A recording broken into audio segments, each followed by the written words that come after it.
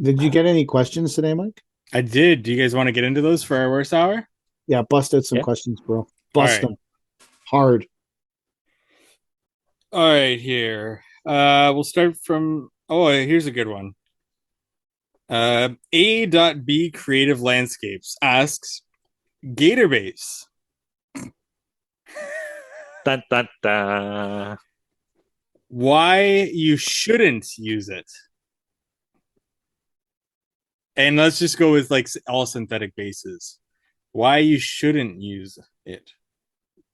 Well, if it's a raised patio, that's not a great idea, right? Yeah. I suppose if you have to bring in material anyway, um, If you're I using think, just 6x13s. uh, yeah, I can elaborate on that after I meet with the rep in the spring. But I, how much can we say without getting in hot water? Like, I would not use it with a small paver like that on its own. Like if they're all 6.5 by 13 or whatever, um, just because I find they're a little wobbly. I wouldn't use it on a driveway because it's not rated for that. Fair enough. So That's Like, fair. yeah, yeah, like it's not rated for a driveway, so I wouldn't use it for that. Um, I dig a test hole first just to make sure you're actually getting down to foundational soil. Otherwise, you just go traditional base or open graded base to because it just doesn't make sense if you're digging out a whole bunch to do gator base, at least monetarily wise. If you really love the synthetic base, maybe, but there's a lot I of spots that I like to use it at, but it's definitely not. We're not going gator base every single time. That's for yeah. sure. I like it for a pool surround, even if you're excavating a traditional base, because it just gives you the ability to walk all the way around the pool Mm. and keep lining up the pavers and pulling strings. And there's an advantage. There's an advantage to it being there just for the speed of laying the pavers. To me, it just you don't have to worry about like you can instead of having to start at the gate and work your way in, which would like because otherwise you're just walking on your grade all the time. You can grade the thing right to the gate, lay the gator base all the way in or all the way around the pool, and now you can pick the most practical, smart starting spot on the pool and work from there because people can walk on the base all day. And I've not that I've done the math on this. I know the Sounds like you numbers. know your numbers. I know the numbers for us in the past. No truck It for you. no Not truck for for me. me. No truck for me. Well, I didn't tell someone to go know their numbers. Oh, I just said I do know the number. Like for us, first of all, the aggravation saving of then the fighting and not decapitating people who walk through the base. Because there's that. Like you lose a lot of workers to a shovel to the face for walking through the base. you lose a lot. So um, the guys would lay that pool surround almost twice as fast for um, Yeah. yeah, to me. Would you ever use that? I forget the name of it. Oh, a click base, easy click base for driveways. Would you ever use those plastic grate things? I would try it. I mean, I'm up to try anything. I mean, it seems to work. I don't think there's a I was watching a video with it today of them doing it. Yeah. The sales rep with his gloves on and smiling away. He looked really happy about it. Like, I Yeah. mean, he's pumped. He looked pumped, like just pumped about his plastic clicking base. And it made me think to back when I was a sales rep and I would have been happy about that too. It made me feel a little warm inside looking at how happy he was about that clicking base. I know I would try it. It seems like a reasonable product to me. I think, you don't have to excavate huge for a driveway. That's big savings, I guess. When you were a sales rep, were you really happy when a new product came out? No. No, no product in particular. I'm just asking, like in general. Uh, it's like rot with this. Like it can be good, but then it can also be rot with disaster because generally they're not anyone's new products. Doesn't matter who they are. The first batch of them coming out the gate are usually not perfect. There's usually some irritant. Like you don't know exactly. Like I don't know, I would rather see it be. I don't know. It was. I guess it was exciting because you weren't bored, but then it also just adds to your things you got to know about, and how many pallets can you ship on a truck of it, and how much is each pallet. Like, there's a whole bunch of shit you got to know as a rep that you don't care about at all as a like landscaper. But I think that maybe if you don't like alligators, yeah, maybe you don't use gator base. I hate alligators. Maybe if you have a problem with alligators in general, yeah, I don't know. Like, maybe that's a reason not to use it. So, next question. Next question. Moving on. New Leaf Ottawa here. With recent new charges for locates, what other fees are coming down the line? Now, we've covered breaking news on this podcast earlier or last year that we got pallet wrap fees coming down the line. We've got Yeah, man. spacer fees coming down the line. Yes. Any other fees that you guys think are coming down the line? Oh, I think everyone's going to start charging for locates now. Yeah. It's going to cost you $1,000. Yeah. Can you imagine doing a tree job now? $1,000 a house in locates. Yeah. $200 for $200 for Rogers, $200 for Bell, $200 for Enbridge, $200. If you think that Enbridge, like those tree jobs, you're going to cost more in locates than it will to put the tree in. Absolutely. Like that's where for me as a landscaper, a residential landscaper, I get one set of locates, cost me $200. I don't think the world's ending over that. But if you're a commercial landscaper who's putting in 700 trees at 700 individual addresses, like that's a lot of cash, man. That's a lot of, and there's no way around it. Like, because the homeowner can't call him like on that whole controversy. A lot of people are like, well, I'm just going to get the homeowner to call, and that's fine until you hit something. Because that means the locates are not the excavator's locates. It even says on their FAQs that you can't do that. Yeah. But people will do it anyways because they just want to know where the gas line is. Yeah. And then they'll, but if you ever hit it, you're not covered. It's like you're digging blind. They'll just say you don't have locates. So, I mean, you can get it called in and it will be there and you'll be able to see the gas line. And in theory, you could dig safer. But if you did ever hit the gas line, you're fucked. Yeah. It's not going to be a pretty. Your insurance isn't covering you for that. That's for sure. No. Especially what happens after you hit it too. I've hit one gas line. Yeah. It was a meter outside it was a meter outside the 1 meter outside the locate. So there was the locate, a meter, then another meter, and then the fucking gas line. And it was 1 inch under the sod. Ooh. That's nuts. I was like, I would have been livid. Like so we would have been okay, except our locates were out of date, but because that's when locates were only good 30 days. And we started the job at the start of the month, and it had rained a couple days, and there was delays, and it was supposed to be a 4-week job, and it had run into the next week of the month, and the locates were out of date by 48 hours. Cost us $9 grand. Wow. Yeah. And that was like, and the fire truck guys, because we pinched the line because they'll charge you for the escaping gas. The escaping gas is usually the largest charge. Oh, really? Yeah. From the time you hit the line to the time that they crimp it, they can calculate how much gas came out of the line, and then they charge you for that. Well, we got charged for a whole bunch of trucks that never showed up. People because we had videos. I mean, like even when things were bad, like back at Ridge Lake, we used to record everything. So we had like videos of like the fire trucks showing up, and then all the Enbridge guys coming, and we got billed for like 3 Enbridge crew trucks and 12 staff members to fix this residential house service. And I was like, we had videos, and so when we got the bill for like $9 grand, I sent them a thing going, hey, like I have videos on site of the entire thing. You guys never had more than 3 people in one truck on site. And they literally called me and said, just pay the bill or we'll stick the TSSA on you. And I was like, okay, I'm not paying this bill. This is bullshit. And the next day the TSSA came and shut down our job site. Wow. It's like the mafia. Yeah, they just shut the job site down. And the woman who came and shut us down said, I'll be back every single day until you pay your bill. And once the TSSA walks on the job site, you're shut down. So we just paid the bill and we never signed any of them or heard from anyone again. Wow. But it was like $9 grand vaporized. Like, and it wasn't like, if our locates have been valid, like I've hit stuff when locates were valid that wasn't my fault and I was covered and no one did like it wasn't it was in like it wasn't my fault, but this was the locates were invalid, so it means I'm digging blind in the by the law. And now locates are good 60 days, I think. Or Yeah. 60 days, I think they're good now. Huh.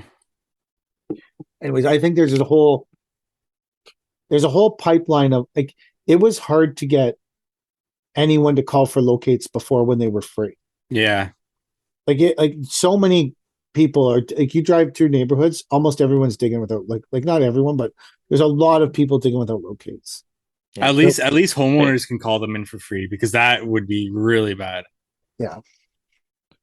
But they make it so goddamn difficult with the fucking program.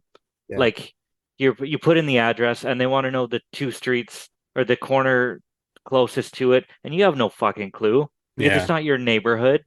And you put something in and it's wrong, and they send it out, and you have 2 days to correct it or something like that. And how the fuck do you correct a problem that you don't know? It shouldn't be a problem, you Yeah. know? And then you want to call, and there's an 8 hour wait to get your phone call Well, and listened then to by somebody. Like, it's ridiculous. Yeah. they say like, how deep are you digging? Well, who gives a fuck? That's an Yeah. irrelevant question. Fucking bury it 6 feet. Like, If I'm breaking the sod, I'm required legally to have locates. So how deep I'm digging is totally irrelevant. Like there's how deep are you digging? Are you digging 12 inches? Are you digging 20? Who gives a fuck? You're gonna come locate the gas if I'm digging 1 inch or I'm digging fucking 3 feet. You're And they're gonna not come going to tell locate- you the depth, so who cares? Yeah, like they ask a million stupid questions that have not like just come locate the house. Like just come out and locate. It is one of the most broken systems in Ontario, which is the king, absolute king of broken systems in North America is Ontario. Maybe California. Maybe California is more fucked up than Ontario and New York, but it is top three amongst those other two. yeah. Like and on top it is and in the most fucked up one of the top three most fucked up places in North America, it is one of the number one fucked up things.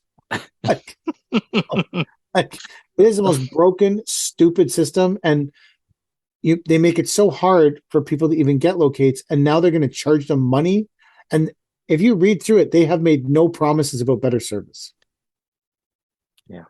Did you guys read through the acts at all that they referenced in that email? No. Oh. No. I breezed through them. It I don't know. So doesn't make sense. Someone messaged me, and this is information that someone sent me. This is not information I sourced, but Enbridge does 6 million locates a year. So this will become a $1.2 billion profit center for them. They're going to collect next year. They're going to collect $1.2 billion or something. In my city, Enbridge doesn't do any locates. Like we have someone called ProMark that comes out and does our Enbridge. Well, locates. Enbridge has always contracted that out. Okay. Like there's market and all these different things. Yeah. But that's what they're charging for now. Yeah. I don't know. I think that people are going to die because people are just going to. They made it so hard already that people are like, "Fuck it, my project's so delayed. I'm just gonna dig." Like it's so hard to. And people are because you can't. Locates are only valid 60 days, so you can't start the locate if you're planning on doing a job. You're not exactly sure when you're going to do it. You can't start the locate process 100 days out. Because if you get if the locate happens to come in 2 weeks, it won't be valid by the time you're digging. And if you wait to start the locate practice to the point where you're going to start digging, it takes so long to get the locates that the job is on top of itself and you don't have them yet. So you're really trapped like in a rock and a hard place to get valid locates. Mm-hmm. They're going to charge you $200 to hit the renew button and resend the email.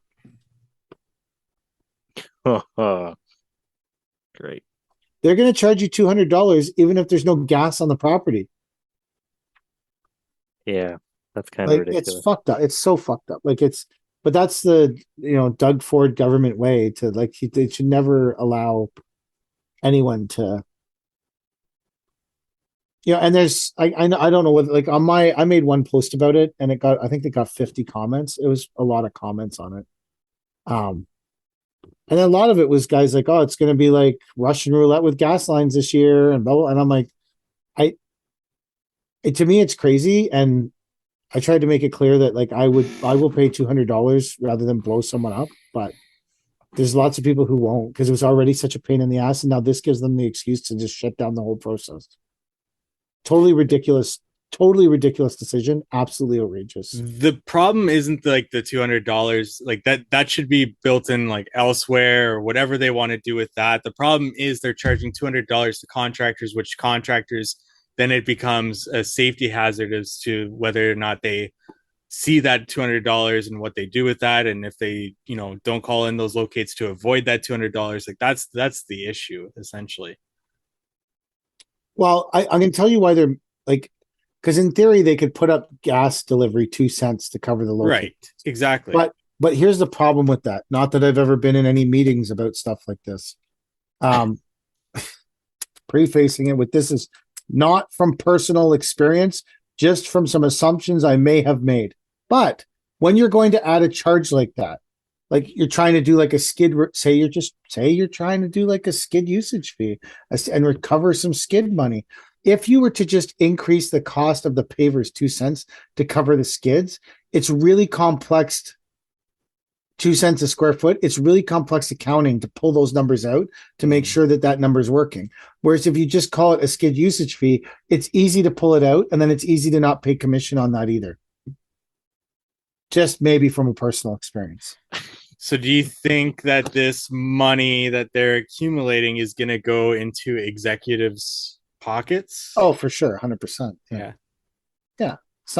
It's all, didn't they just have record profits? Yeah, I think so. Like it's the homeowner's definitely not going to see a reduction in their bill. No way. And there's an argument that for Enbridge, they have all these crews waiting to repair gas lines, and these people are just sitting around waiting to repair gas lines when they break, right? Emergency crews. Well, if those I'm sure someone at Enbridge has done this math. If those emergency crews are sitting around and because locates are obviously much more prevalent now than they were 5 years ago, say you incrementally go back 5 years, 20 years ago, like, man, I don't remember digging street trees. Like there was no one gave a fuck about locates. We just dug holes. Hope for the fucking best. Like, because you weren't digging deep. You were only digging 18 inches in the front lawn or like it wasn't. So I guarantee someone said, okay, we have all these emergency crews and all this emergency equipment. There isn't enough gas line strikes anymore to justify it. So if we put a $200 charge on, not only will it help us cover the costs of the emergency crews that are sitting around doing nothing, it will also incrementally increase gas strikes and get those crews out so we can start invoicing for their time again too. It's a double whammy, right? They're going to get their crews out. They're going to be billing. So like we had like a 1/2-inch gas line. The Enbridge crew was there for 30 minutes. The bill was $9,000. So if you can send your emergency crews out to hit, because probably, I bet if someone looked into it, 95% of gas strikes are 1/2-inch gas lines running into houses.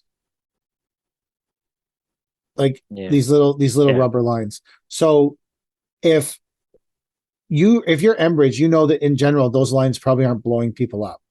And you're going to get between $9,000 and $10,000 every time someone strikes one of those.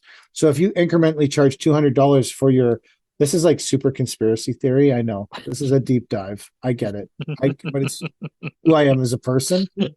But if you think that no one's figured out how much they'll get from the extra gas strikes that they're about to get this year, someone has done that now. 100%. Oh, for sure. Yeah. 100%. They're going to collect 1.2 billion in fees for $200 locate fees, and then they're probably going to incrementally go up another billion in gas strikes at 10 G's a pop to fix 1/2-inch gas lines. And if someone hits a gas main over it and a bunch of people die, hey, Enbridge has got a couple billion. What do they care? And they'll just conveniently blame someone else. Oh, they didn't call for locates. They didn't pay the 200. Like, in my mind, I can justify this. It's fine. $200, not a big deal. I don't care if it costs me, I don't know, 5 grand a year, whatever it is, the client's going to pay for it, right? It's not that because I'm going to pass it on. I'm not absorbing this to do the job. But if the guy shows up for the locates whenever I'm there, whatever, great, hands me a coffee, gives me my printout right to my hands, into my hands whenever he's done his locate, I'm more than happy to pay the $200 for it.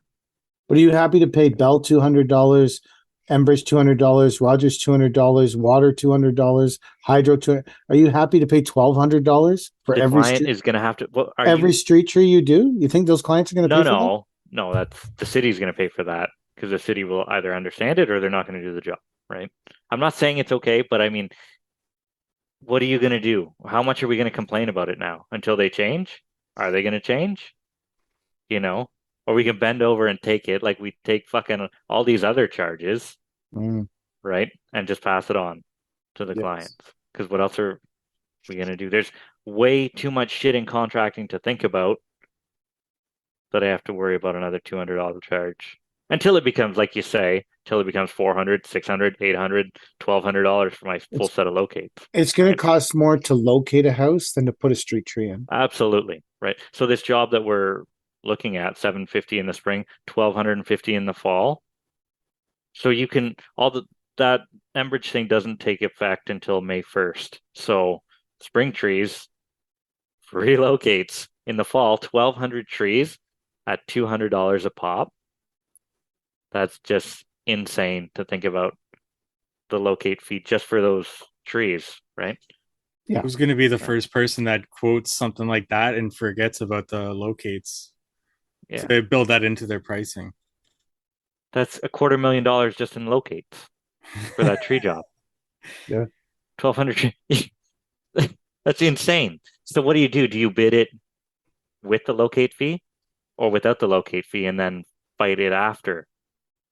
How are you going to bite Like 250 grand? how it's Yeah. yeah. You That's what couldn't, if right? the Like locate if they were charging $10 for the locate fee or $15 just so there was a charge to eliminate people fucking with the system and calling in tons of locates that they don't actually need. Like if there are like, I can understand that there may be like because locates are free, they're like people are abusing the system. So okay, so charge $20 a locate. Just because that will keep people from calling in locates they never use or locates they don't need or wait, whatever. can we say that nobody calls in locates for fun? No, but people might Like some people might think they have jobs that are I've done locates that never done the job. yeah, I suppose. But it's like sometimes you need locates just to quote, right? Yeah, Like true. the whole yard could be a fucking shit show. They're on a corner lot. They got all the infrastructure running through it, all this stuff. I want to know if I can dig with the shovel or if I have to dig the whole thing by hand, right? Vacuum excavation. Vacuum excavate the whole job site. Like, Yeah. Jesus, like sometimes you need to know before you can even quote. Sometimes you got to do what you got to do, bro. Yeah. So, I mean, What's but your next? nobody calls them in for That's your next fun. question. Can we name this episode? Nobody calls locates in for fun. Yeah, that's a good one. Okay, next question. I do have one more question. PK, you have a job. I think you said coming up that there's fiber cables. Did you get notified in that locate that it was like there was fiber cables there, Yeah, or some what did that look like? I don't remember exactly what that was, but there was some. Oh, when you're going to dig around the fiber optic cables that everyone's putting in, you have to call Bell and they send Yeah. a representative to sit there and watch you dig. Uh, And you have to pay for that person's time. okay, gotcha. But I All think right, that was it. next question here. Michael dot McKinnon, and then the last part gets cut off there. Stories of winning a job after pricing extra high because you don't actually want the job. Mm. I have I can't think back to many of those. I priced a job for like it got put out. It was from a local supplier, and he put it out to three of us, and I priced it to what I thought was astronomically high. and we ended up getting the job. And it was like it's like dealing with Darth Vader. Pray I don't change the deal further. Like you're Lando Calrissian, and Han was supposed to come with me. Pray I don't change the deal further. And I was. There's three guys that bid it, and I thought I would be like astronomically high, and I was low. I got the job, and the next time the other two guys are older than me and more seasoned. And when I bumped into them, this was like 10 years ago. This happened. I said, "What the fuck?" And they said, "Yeah, we knew better than you did, motherfucker." And then so we just inherited this, like it was just a total nightmare of a project. It was just every part of it was, and I just didn't bid high enough. I just didn't crank it up high enough. I still got the job, and I've done that on a few. So did I do that with something? I don't know if I did that with something last year. Oh, I did that last year with those stupid footings for that pergola. We've talked about that. Oh, that's I right. didn't want to pour the footings, so it was like outrageous, and they were like, "Yeah, go ahead." I was like, "What the fuck? Fuck!" Like, I have we didn't get it, but I bid some concrete pad work at the end of it was for like smoking shelters or something on one of the jobs that we did, big saw job. The concrete guys didn't want to do it. The GC's like, I don't want to do it. You want to just bid this concrete work? I'm like, yeah, 20 grand a pad. They were like 10 by 10s or whatever. And they kept asking for my breakdown on it. And all I told them was, it's 20 grand to do it or $0 not to do it. Like, I'm not, like, that's the fucking breakdown. Like, I'm sure they would have given me the job if I would have said concrete $6,000, base prep $2,000, labor, all the like. I'm pretty sure I was one step away from getting the job, but because I was such a prick about not giving them a breakdown, I didn't get the job. But no. that's just me. My bad attitude gets in the way again. But that and it was December. So concrete, I mean, you got to Oh, tarp you it and could have all that charged shit. $10,000 for heat. Yeah, yeah, that's it. And then they want foam underneath the smoking pad and just Foam yeah, underneath the smoking. structural foam underneath it, and then reinstate with topsoil and sod around the edges. I'm like, it's fucking December. Like I can't get sod anywhere, and I don't want to come back in the spring. So anyway, and then one of them was out of town, and And also fuck smokers. yeah, well, whatever. I'm not a smoker, but I mean, these are geriatrics, right? They're not allowed to smoke in the room. Oh, it's like So, a retirement community. oh, it was one of those retirement jails that we did. Jails, Yeah, retirement. because they're not allowed out one side of the building. They're gated in and stuff like that.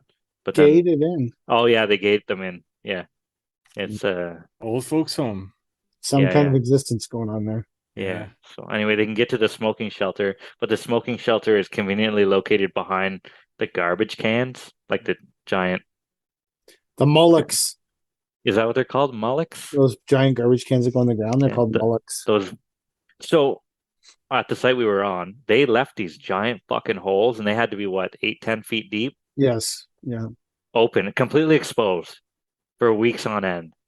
Until I went for a site visit, I'm like, you should probably have those covered. Like, oh, could we get some plywood over here? Like, Mullock holes are deep, man. yeah, Mullocks are a they're mess to big. install. They suck. Oh yeah. If it I've says never if done there's them. a spec for a mullock, I don't want any part of that. We did mullocks at the place that shall not be named. There's three mullocks there that I got roped in, and I hadn't done it in a while, and I was like, "Ah, stupid fucking mullocks." Were the I, mullocks leaning? No, Oh, okay. they didn't follow the. Tried to explain to them that you need to. I had done it before, and you need to follow the spec because there's a certain way to put a mullocks in, and they decided they wanted to just place them in a huge hole and then fill 3/4 clear around them, like 10 feet of 3/4 clear. uh, But then the mullocks are like big hollow plastic tubes yeah, in a yeah, bathtub of 3/4 clear. yeah. Like It they're doesn't seem wondering like why it would this go isn't over. working out great for them. Yeah, And the mullocks are also at the bottom of a hill where all the water runs into the 3/4 clear. yeah. All of it was not done properly. I just whatever. Anyways, I hate mullocks. Fuck I've been mullocks. asked to fill in a mullock hole with concrete before Why concrete? because they didn't want the hole anymore. They Can just you wanted just it to look fill it like the with dirt? sidewalk around it. Oh, I was just saying, can you just fill it in with dirt? Like, Well, I'm sure you could put clear in the bottom 8 feet, and then the yeah, last foot or so you could do concrete. But we sure. didn't win that one either because we were high and we didn't break it down, I guess. But there is a breakdown make. I don't know. Who gives a shit? Either you That's like the why number, that's why I was upset or about it. Like, either you like the number or you don't. If yeah, you don't that's like the it. number, cool, let's move on. You need a breakdown? Fuck off. Like, Yeah, it's yeah, stupid. yeah. All right. Next question here from Virginia Pavers Inc. Tips on transitioning to design build. From what? I would assume maybe like what I was doing, paver maintenance, lift and relays, because Virginia Pavers is in their name. Pavers. So if you were transferring from maintenance, paver maintenance, and going towards design build, what would your tips be? Find a Nancy Green. Yeah. That makes it a lot easier because you have a designer that's already. If you're not a designer yourself, if you like, that's get work. Try to find a designer to work with that will help you with the design part of it, and then you obviously and bid with someone together. You know, um, I think that having a designer with you too helps you with the sales process. If you've never sold a design build before, that's a different process than selling a ceiling job. I wouldn't know how to sell a ceiling job, so I wouldn't want to do that. This question makes me think of like there was a comment on one of my posts this week about the Enbridge thing. I think it was the one with the Kermit dressed up like Darth Vader. And this guy was like, one person said, this is like the landscape mafia. They're just getting money from you. And so the person was like, we should all band together and take on Enbridge. And he was like, oh, even if we all band together, those Enbridge guys are like part of the cabal. And then this other person's like, well, maybe we could take on Rogers. And then the best comment in the whole chain was someone was like, oh, taking on Rogers, you could do that with a lawn maintenance crew. You don't need hardscapers. And I was like, what's going on in the comment section on my Instagram? Oh wow. Poor Uh, lawn maintenance guys. Like, I think they're pretty badass. They got trimmers and all kinds of weaponry. Like, they can only take on Rogers. I would find someone to design to work with me if I yeah. wanted to do design. You know what I would do? I would find a company that I like, and then I would copy everything that they're doing.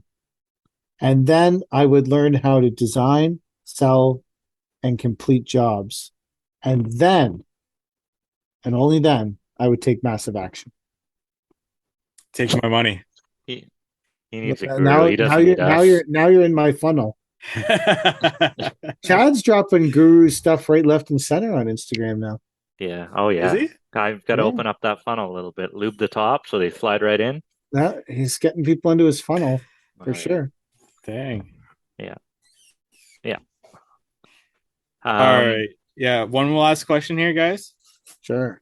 All right. Everett Construction. What specific types of projects do you guys find to be most profitable for you? commercial landscaping. No, tree jobs. I Um, guess commercial tree jobs. I like projects for our crew that are like residential projects. I think are um probably between 20 and 40,000 is the right number for us. I think that when it goes over, we end up there a bit too long. I think that's just the way we're set up for. I think would be a um we did well on like small walkways last year. I think that you can I think the small walkway market is a good market to be in right now because there's a lot of people that maybe that will change a bit this year, but the last 2 years there was a lot of people that weren't interested in taking on any small walkways. So I feel like there was a inherent value there that you could extract out of those small walkways that maybe you wouldn't get when times aren't good. And it made it a more lucrative thing to be doing. Quick in and out, turn money fast. And I think there was a premium on those kind of small jobs because a lot of people just were not remotely interested in looking at it if it wasn't like a big backyard project. Might change this year because people might be scrambling a bit more, but for us, we did well on that, and we do well with our commercial stuff, but our commercial stuff is different from Chad's. So I'm edged out through everything, right? Like, I don't know if one's necessarily all that much better than the other. I just look at it as one big pot, right? All the money goes into the pot. Like, we don't have the residential guys and the commercial guys, and they don't touch and stuff like that. Like, everything just goes into the pot. Anything that I think we can do well at, is something that I'll try and take on, and it seems to be working for us. Like, because we're not the residential landscape guys anymore, where I can fill up a full season with that stuff. It's out of my control now. The business, I've lost control of the business in the best way possible, I guess. now you're where I am. Yeah. Is there a guru for that? I think I said that in the summer. My business is totally out of control. Yeah. Totally out of control right now. It's out of control. We can't even use a pouch anymore. We have gone so far downhill. We don't even use pouches. We just put the receipts in the sea can somewhere, not even in the mailbox. We pin them down with that jug of power steering fluid and we walk away because we know our hands are fucking clean on that. So, are we almost done? Because I do want to introduce a new segment this week. Yeah, we're getting right down to the wire here. So I think that I don't know if this is going to be every week, but I think I would like to start a new segment. I mean, obviously, you know that there's been a few attacks on me about bringing value to the podcast when I say that I don't, by a certain individual. So I think on this podcast here, I appreciate the time and effort he puts in on, because his goal is to be the most value-oriented account on Instagram.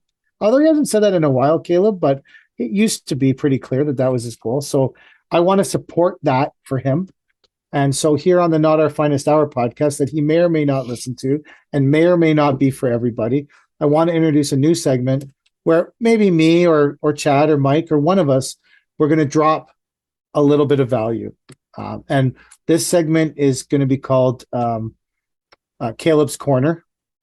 And it's going to be, we're going to have this segment on the Not Our Finest Hour podcast called Caleb's Corner. And it is going to be unofficially sponsored by the Kid Contractor podcast. But in no way are they responsible for the opinions expressed by this group. And it just randomly I picked the name Caleb. It has nothing to do with the Kid Contractor podcast or the owner of Almond Landscape. It's nothing to do with any of it. He doesn't own Almond Landscape. Oh, that's true. He doesn't own it. So yeah, like maybe Brittany's going to come after us. I don't know. So I just want to introduce Caleb's Corner, and because obviously this was a surprise to you guys, I will cover the first drop of actual value on this podcast on the Caleb's Corner segment, unauthorized, sponsored by the Kid Contractor podcast. So I just wanted to talk about the water game and drop a bit of this. I was once asked to do a unpaid keynote at a landscaper's AGM, and they asked me to come up with a little speech to give at the AGM to sort of express to their guys where they want their company to go. So this is my keynote from that AGM. And it's a commercial landscaping company I did it for. But I think it applies to all companies. So I started off and I said, there's two kinds of bottled water, really, right?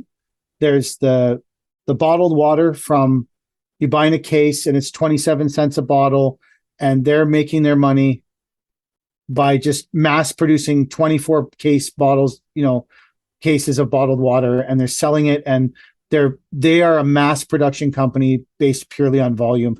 And let's say it's like Nestle water, right? And then on the flip side of that, there's a company called Art of Water. I don't know if you guys have ever seen it at the gas station.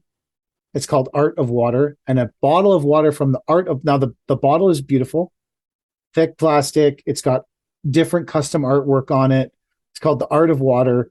Those bottles of water are like $4 each. So when you start to think about your company, Do you want your company to be the Nestle bottled water that's mass produced, mass production based on volume to generate profit?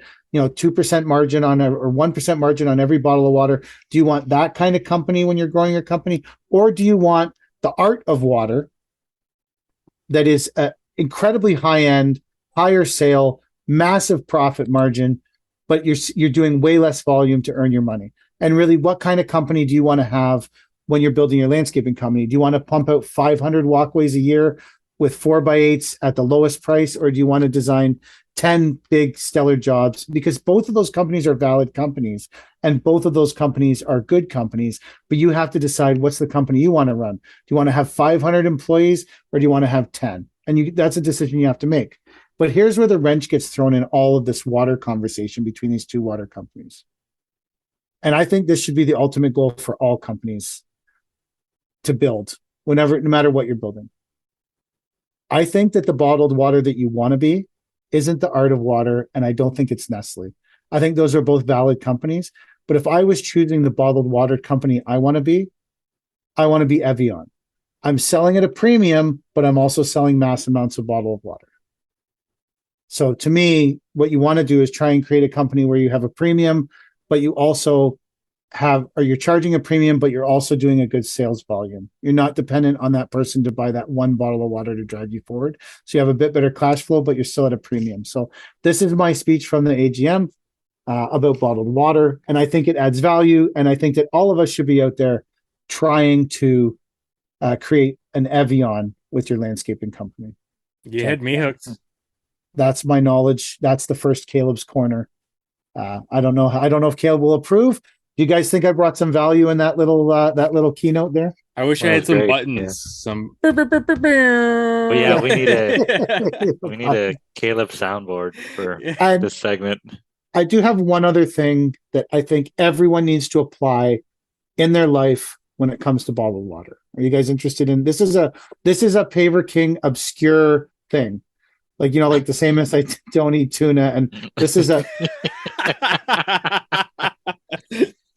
this has nothing to do with Caleb's Corner. Caleb's Corner is over. Value has been, maybe next week Chad will provide the value, and the week after Mike will provide the value for Caleb's Corner. But I do think it's a great segment. We can move forward maybe around the end of every podcast. I have lots of little things I can drop, so if you two are uncomfortable or don't want to, but I think you both could add to Caleb's Corner. And I think Caleb would be happy if we were all contributing when he was not listening. So, but we'll end the podcast on this. When you go into a gas station, it's the end of the day. You're just trying to get home. You filled up your tank with gas. You go in the gas station and you need a bottle of water to get yourself home. I implore you to buy the best bottle of water in the fucking gas station. Do not buy the cheap Nestle water. Do not buy the Esso brand water or the Circle K water. You go and you get the art of water, or you get Evian. You buy some good fucking water, because very, very few times in your life, will $1 divide you from the very, very best thing on the planet. And when that is a time in your life, fucking take advantage of that shit. Pound that good bottle of water and feel goddamn good about yourself, because you just bought the Rolex of water for $1 more than the cheap, shitty Casio of water. So when I buy a single bottle of water, I only buy the fucking Fiji, baby. I only buy the good stuff. Now, if I'm buying a case, that's a different purchase. But if you're buying that one bottle of water to get you home, we all know it tastes better coming out of that Fiji bottle than it does coming out of that Circle K bottle. So when $1 separates you from the very best, Paver King says, go for it. Fuck the numbers. Mike just bought stock in Art of Water before this podcast. No kidding, eh? He's pumping. He's totally invested. That makes total sense. You guys don't think that's good advice? When $1 separates you from the very best, why would you buy shitty water? Are you buying water every day on your way home? No. Or is this a one-time shot? It doesn't matter. Even if you were buying water every day on your way home 5 days a week, and you spend an extra $5 a week, this is from a guy who bought 2 random Chinese excavators with no plan. Is now saying, if I'm on my way home and I'm getting water 2 times a week, I won't get the good shit. I'll buy the cheap shit. where do you think the money for these Chinese excavators came for? I'm not buying $5 water every day. That's for He sure. saved a dollar a But day. it's not $5 water. It's water that's $1 more than cheap water. Yeah. Cheap water is a buck 89. Evian's $2.89. For $1, you can have the good fucking water. Stop being so fucking cheap and just absolutely spoil yourself with a bottle of Evian. It's one fucking dollar, I motherfucker. spoil myself in other ways. Did you Yeah, see those choose. aluminum rims I put on my Yeah. trucks? Get this good. I made a video of, I realized my trucks have aluminum rims, but they have fancy chrome covers and big spikes on them too. Wow. I haven't Those published it yet. So Caleb's not gonna be happy with you. no. Did you guys think the first Caleb's Corner was a success or what? That was good. I Yeah. think that was good. Yeah. Yeah. I All right. was uplifted by that. I hope that Caleb appreciates the value that we're bringing now to this podcast just for him. You know, just Just for for him. him. Just for him. Our goal here is to be the most value oriented podcast on Spotify. All right. You guys are good. We're good. Very good. This is the end of the podcast. Goodbye.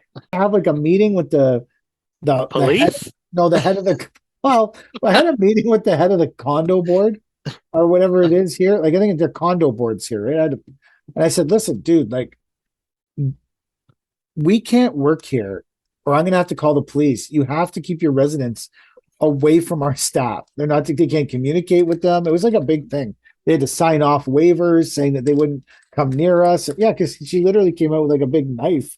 Like, you leave that Wow. equipment here. Wow. I get it Why? why she's upset. I totally understand. But it's got nothing to do with us. Go stab the builder. Like, he's the one not paying the bills. He's the one that didn't put soffit on you. Like, we're the landscape contractor. I'm not responsible for your fucking soffit. Like, Wow. Maybe get she was why- just trying to get the raccoons out of the attic with a knife. my guy was like, "Hey man," he said, like, "Listen, I can take this lady even if she has a knife. Like, I know I can take her. Like, if she comes at me with this knife again, I know I can. I know she's not quick enough. I will get her, and I will win. But I don't want to beat up an old lady. Like, that's not what this. Like, it's like, I know this is commercial landscaping. Things are going to be rough. You're going to have to do a lot of weird stuff. But beating old ladies to get the machines off site is not. It's that's my beyond my moral compass. I'm not doing that. Oh. Fair enough. Don't do it under any circumstance. Yeah, it's whatever. I don't. So have you written that into your company policy now? No. There's a clause for fighting old ladies. I can't even get people to put receipts in the couch. How are you going to get them to fight off old ladies? Yeah. I don't think I'll ever live in one of those communities. Like, I think I would rather pay someone to cut my grass. Yeah. Yeah. What's it like where you work, Mike? For the most part, it's good. When I start like on a new street, I'll usually get one person that comes up to me who is like, "Hey, I just want to warn you about the person across the street. They're crazy. They're nuts. Whatever they say, just ignore them." Like, it's actually a pretty good community for that. And the people that I've worked for there have been really amazing. There've been a few quotes, or at least like consultations that I went to, that I'm very happy I haven't worked for them, because at least in those communities, the red flags are very, very obvious. So it's like, yeah, I know it's not a client for me. Is your truck branded with your phone number and everything? I have a magnet on my one truck, so I could always just take it off. And that's the truck that I take to the community. Nothing says I'm a pro like a How many episodes have you done on marketing? Like, personally. I haven't done a marketing episode for personally myself. No, I'm talking I've interviewed about people. that's what I'm saying. How many people have you interviewed about marketing and you're running magnets? I love it. I don't even think I would have like a very conspicuous branded truck. I would have a sticker on the side panel, if anything. I hate branding. Yeah, I wouldn't be big on having a wrap or anything like that. I fucking hate it. I like clean and very simple. We like the Christie's dump truck has a big crown on the back, but it's just a crown. And then on all the trucks, it just says at Paver King. There's no phone numbers. There's no like I don't want people Yeah, but that calling is me. branding. That's still branding. Yeah, but it's as minimal as possible. Yeah, I like which that. I I like that idea. as well. Like your branding, Chad, is way too intense for me. It says less words than yours does. I It know, just but says NDL. it's like wrapping half the. I don't. It's No, it's a black stripe yeah, it's and a it says black stripe. It's a NDL. big black fucking stripe. Google NDL. It's going to get you fucking nowhere. It's Not probably for some me, at porn least. thing. Maybe, but it's not going to take you to me. It's not gonna, If they at Paver King, they're going to find you. But if they search no, NDL, they'll never find me. yeah. Well, that's a legitimate point. Yeah, doesn't it just says NDL? Doesn't say Natural Designs. Nope, just NDL All and right, then but the it is logo. bigger than my branding. I don't We know. so the black pickup truck we have. You know how when you see the Dodges and they're like the power wagons, and it says Power Wagon on the side of the box going up. Yeah, Ours say that truck now says Paver King there in black on the black truck. so like ghost writing Yeah, it's like or whatever, yes, ghost letters yeah. or whatever. Yeah, It's I pretty like that. that's pretty like that's probably the most branded thing we have Yeah, is the big crown on Christie's truck on the back tailgate. Like I guess if you know, you know, but like and I'm gonna put a crown on the other truck. We gotta wrap the blue triaxle black because all of our trucks are like really wrapped all black. Like there's hardly any chrome on them. So people do know they're ours, I guess, but they don't have I I, guess that is the branding. The lack of branding is the branding, maybe. I don't yeah. I Would feel like a lot of people are wrapping skid steers and shovels these days, like full yeah. fancy wraps. And I mean, hmm, whatever if it works for you, but to me, it just looks gaudy. Like it looks ridiculous But I to wrap an well, entire shovel. there's a big push on though that you should be advertising your company, not advertising Kubota. Which is fine because I rip off the Kubota stickers or the case stickers and put a big black stripe and NDL, but not wrapping the And whole shovel. Maybe I'm wrong. What do I know? well, I don't think you're wrong at all. I think it's just a level of what I mean. I have no leads for this, although I've closed every job, like residential job that I've priced. I'm batting like five for, and I actually meant to follow up on we have one like big $350,000 job that I just couldn't be bothered to follow up on today because, you know, I'm just swimming in cash here. Like why I wouldn't have made that call today, although I'm really tired, um, from moving snow basically 24 hours a day for the last, I don't know, 10 days. Um, so I guess it depends on what kind of leads you like. I don't want people to walk by the truck and write a phone number. It's just not, I haven't found in my life, I haven't found those leads to be productive. Maybe other people do. Like if you, if everyone who walks down the street sees your vehicles and sees your branding and calls, and that's how you fill your calendar, I think that's awesome. But me personally, I just haven't got a lot of productive leads out of those kind of calls. Like, it yeah. just never been good for me.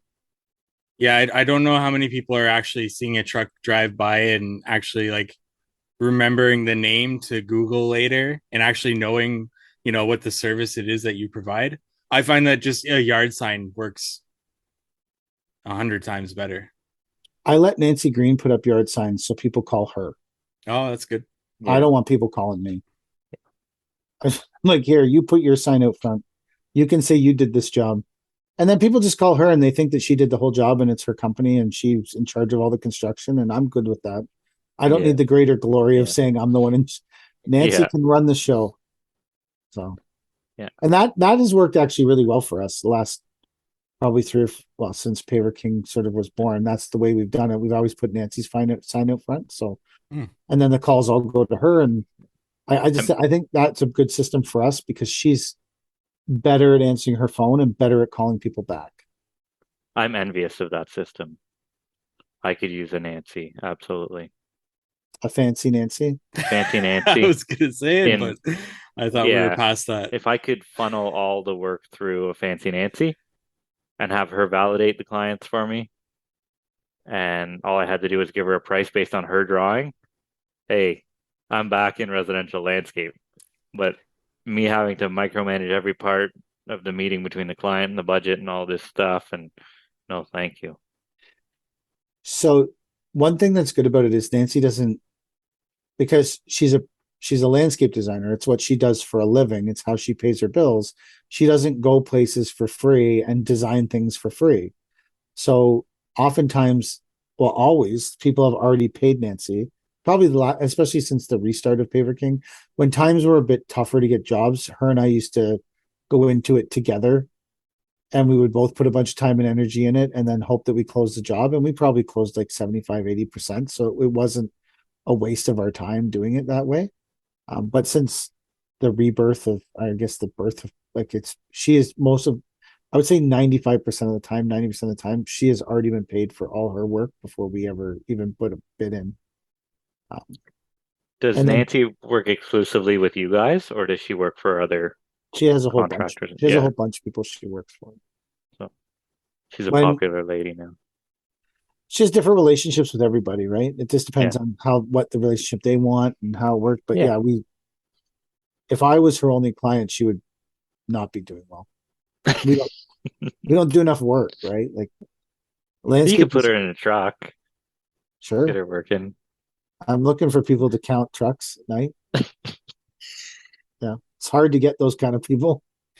I want to see more Paver King, Nancy Green collaborations on Instagram. Yeah, more Yeah, reels with More reels. or reels. Yeah. yeah, with Nancy. Well, we're working on some projects this year. All the projects we have are Nancy finds, except one. One was a mic lead that we closed last week. So A mic lead. it was a mic lead, yeah. Wow, it was. I think it was actually a Kelly lead that then Kelly shuffled to Mike. Mike doesn't get that many leads. It's not, So, like, are you guys getting calls? Are the calls coming in? My calls For work? have dried up for the past 2 weeks. Really? I think Mine are because of the starting snow. up again. Oh, really? People are asking me to come out and have a look at their job, and there's still 1.5 foot of snow on the ground. I'm like, I Yeah. can't do anything for you. Like, call me back in a couple of weeks. Like, okay, but will you remember this number? Absolutely not. You're gonna have to go through the whole system again. Like, I will absolutely not remember your number. oh, and So, chances of me calling you are zero. yeah. Or can you call me back in a couple of weeks? No, I can't. You call me back. This But so quite a few, maybe not a few times in the last 10 days, I've like worked and then slept at the yard for a couple hours and then went back out to work to move the snow. in 'Cause the sea can? no, in my truck. I'm not a barbarian. It's not like it's not like Walking Dead at our yard here, man. Like it's I still have to visit. I have to pick up those no, Chinese excavators. the excavators are there. They're still there. They're not they do attract a lot of attention from any visitors to the yard though. Really? Everyone's like, are those the excavators? I'm like, yes. Really? No way. And everyone's conclusion about them, everyone who's been near them, is they are of much higher quality than you would anticipate.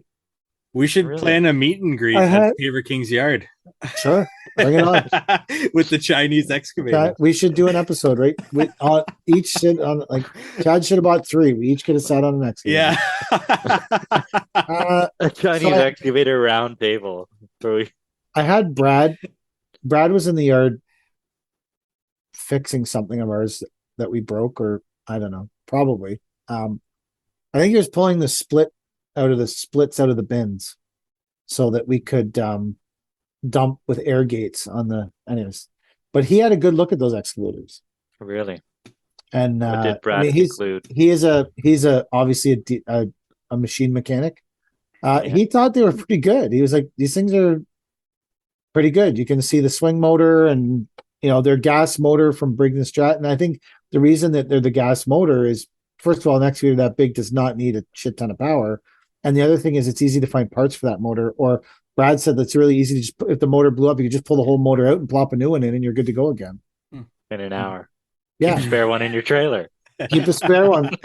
Anyways, everyone who's been near them, we've all concluded that they seem like they have a lot of value, that Really? they're good pieces. They're decent little, I mean, if you're using them for what they're intended. Digging. Their intended purpose is to dig small patios and irrigation trenches, and their intended purpose is not to build an armor stone wall. No, but if you're I think they're of high quality. Yeah. So Brad also said, because I heard you talking about this on the Almond podcast, that he can put a valve switch in it to switch the controls. Really? Yeah, it's just a switch, like it's oh, that okay. I'm not. I am oversimplifying what he needs to do here because I don't think it's that easy. He said it wasn't a big deal. Yeah. To him, it's a big deal to me and probably to you. But for him, if he was tackling this problem with a vast understanding of how hydraulics work, he said it wasn't. He could do it. He could make it so it'd switch back and forth. See, then I might keep one. Well, you'd have to talk to him about. We were looking at a tree job in a city that is in our region, I guess, and there's 750 potted trees that need to go in an 18-day span. That's like if you work fucking 18 days straight, you have to plant these 750 potted trees. I'm like, maybe those little shovels could do it. Probably. Yeah. You need one in Cat and one in John Deere. Yeah, we could do that. Yeah.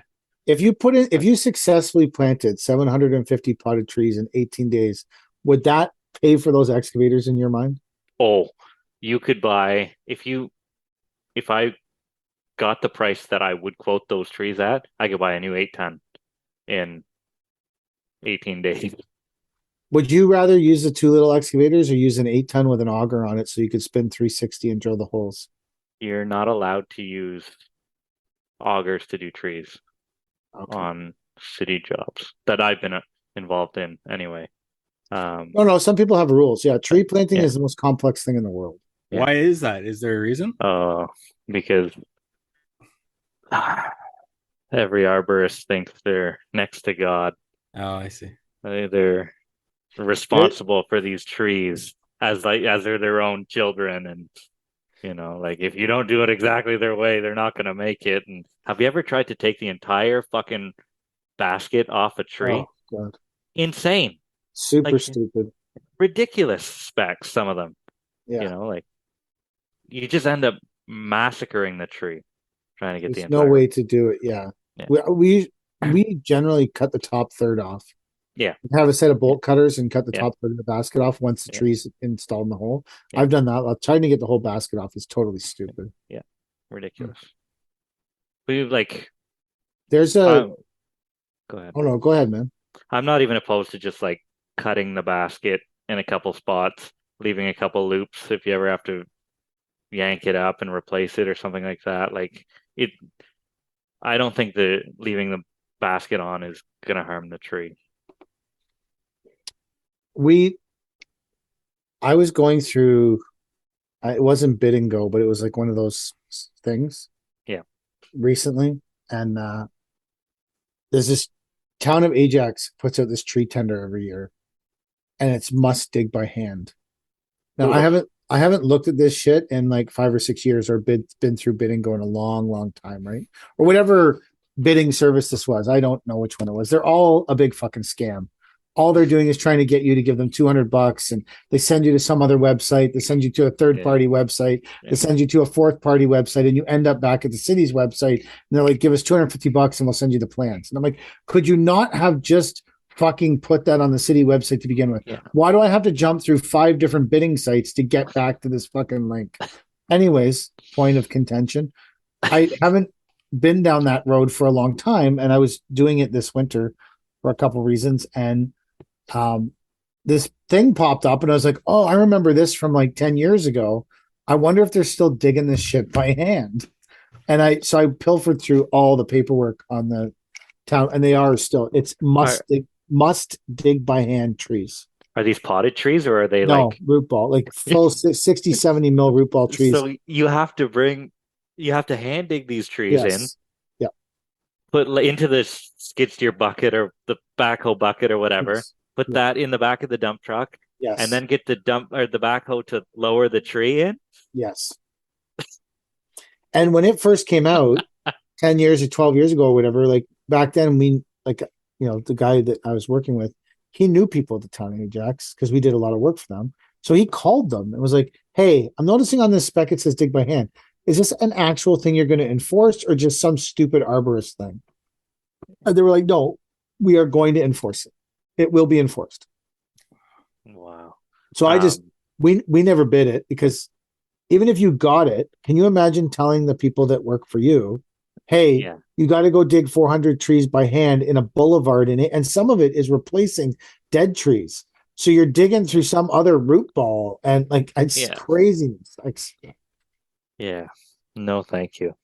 yeah, I I wonder wouldn't. if we could petition them or ask the question if they could dig by tiny Chinese excavator, if that would be acceptable. You Because could. it's almost like a hand shovel. It's close to being a hand show. Yeah. I So I don't know what the thought behind it is. It's something to do with a naturally dug hole has a different set of rougher edges, and it's better for root growth long term. Hmm. It's some weird, super you, idiotic, stupid shit. yeah, that's absolutely ridiculous. But